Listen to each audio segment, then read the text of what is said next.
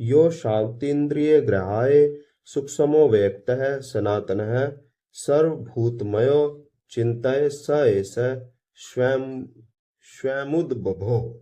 अव्यक्त इतीन्द्रिय चक्षु श्रोत्र आदि इंद्रियों से ग्रहण न किए जाने वाले अत्यंत सूक्ष्म अचिंत्य तथा प्राणी मात्र में शाश्वत रूप में व्याप्त उस नित्य परमेश्वर का व्यक्त हो जाना ही सृष्टि तथा जगत की रचना है। दूसरे शब्दों में परमेश्वर का अव्यक्त होना प्रलय और व्यक्त होना सृष्टि है। परमेश्वर अगर समक्ष नहीं है, अव्यक्त है, तो प्रलय है, और अगर व्यक्त है यानी सामने है, जैसे हम आज के समय में है, तो ये सृष्टि है, रचना है।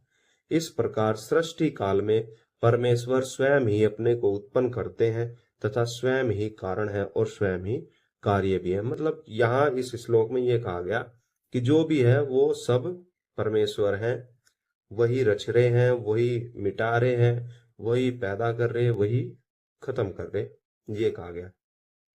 शोभिध्याय शरीरात् स्वसी शुक्षुर्विविधा प्रजा अप एव शर्जादो तासु वीर्यम वासृज्यतः।